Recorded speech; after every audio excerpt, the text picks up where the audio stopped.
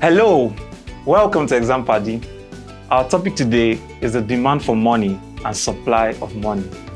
In this video, we will 1. Analyze the concept of the terms demand for money and supply of money. 2. Discuss the theories of demand for money and supply of money. And 3.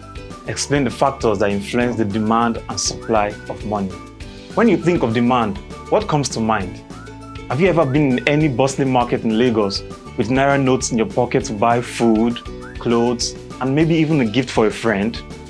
The money you are holding is not just a piece of paper, but a key that can unlock all these goods for you. This is the essence of the demand for money. It is a desire to hold wealth in the form of money, which can easily be exchanged for goods and services.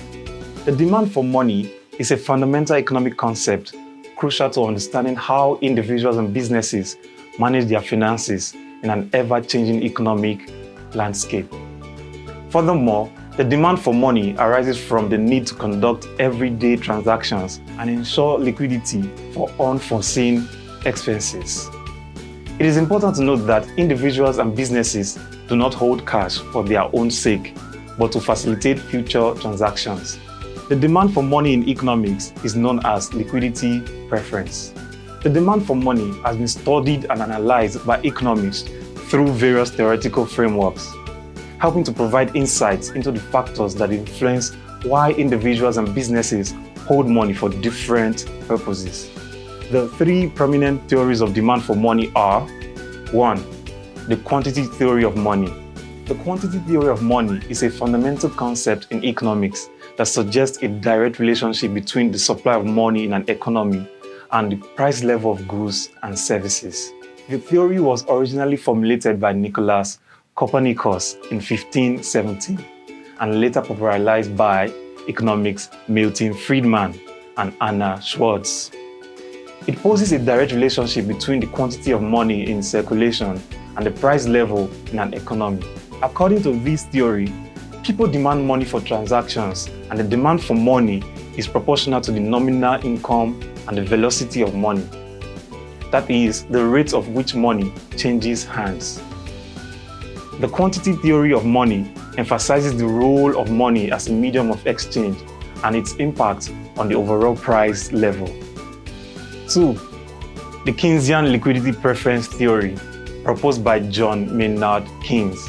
Keynes' theory of demand for money centers around the idea that people hold money for two main reasons: to conduct transactions and as a form of wealth or store of value. He identified these motives as the transactions, precautionary, and speculative motives. Let's talk about them further. A. Transactions motive. Keynes argued that people hold money to facilitate everyday transactions. Therefore, individuals prefer to have sufficient cash on hand for basic day-to-day needs. B. Precautionary motive.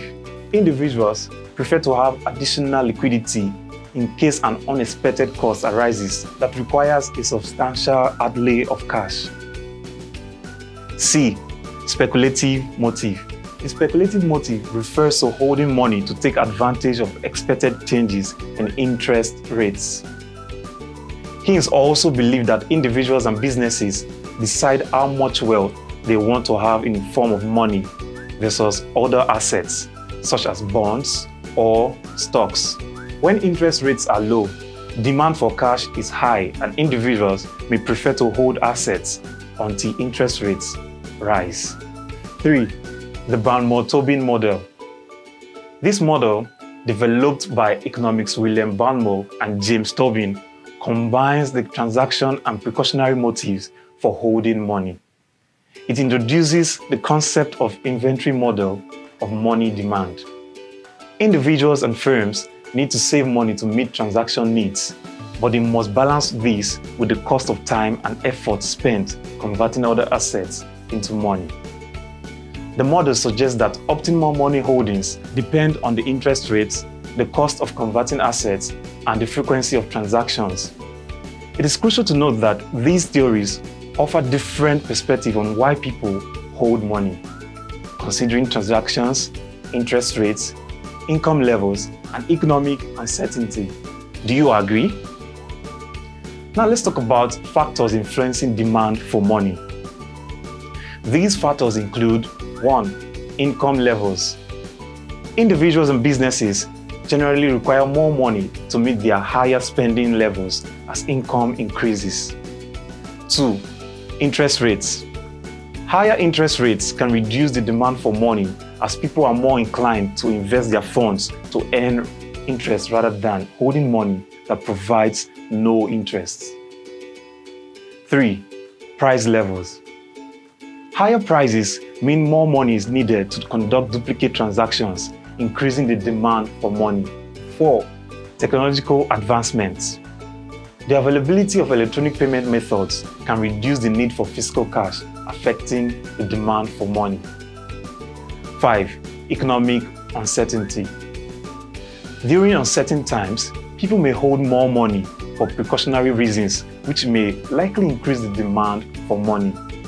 Central banks and policymakers closely monitor the demand for money as it affects broader economic conditions. Adjusting interest rates and implementing monetary policies are tools to use to influence the demand for money, which in turn can impact overall financial stability and growth. Next, in this lesson, we will discuss the supply of money. The supply of money refers to the total money available in the economy. It is determined by the actions of the central bank, commercial banks, and the overall banking system. The money supply includes both currency in circulation, which is physical cash, and demand deposits, which means money held in bank accounts that can be withdrawn on demand. The theories of the supply of money focus on understanding the factors that influence the quantity of money in an economy. These theories offer insights into the mechanism through which central banks and other institutions control and manage money supply. Number 1. The money multiplier theory.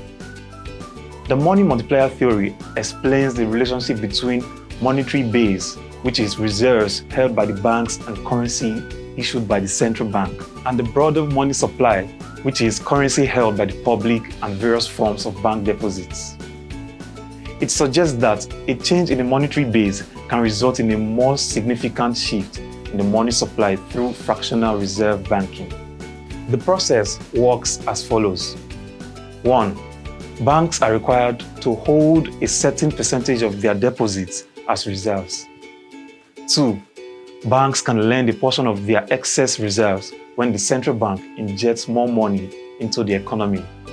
This can be done through open market operations or other means. 3. This lending creates new deposits in the banking system, effectively increasing the money supply. The money multiplier depends on the required reserve ratio and the public's willingness to hold deposits in the banking system. 2. The quantity theory of money.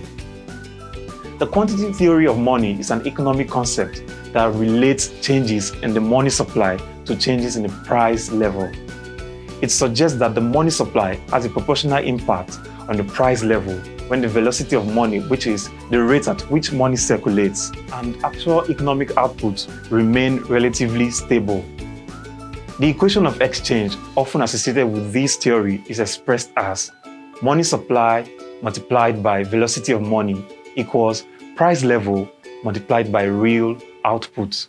This theory implies that an increase in money supply without any corresponding increase in the velocity of money or actual output can lead to inflation. The factors determining supply of money includes 1. Central bank policy. The central bank, such as the Central Bank of Nigeria, controls the money supply through various monetary policy tools.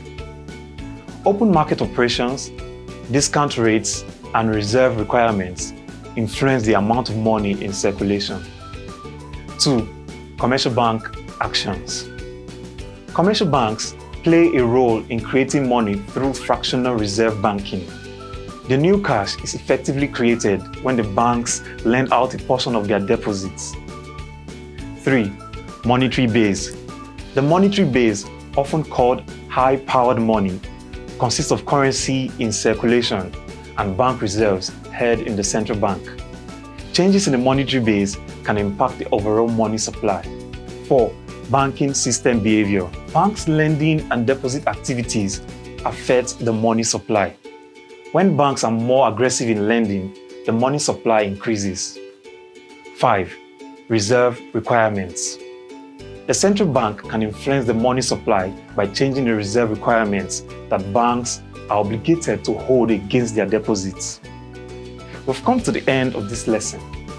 Attempt these questions to evaluate your knowledge of the topic. 1. Explain the terms demand for money and supply of money. 2. Give a detailed analysis of the theories of demand for money and supply of money as discussed in this lesson. And 3. Discuss the factors that influence the demand for money and supply of money. Thank you for learning about the demand for money and supply of money with me. I'll see you in our next video. Bye!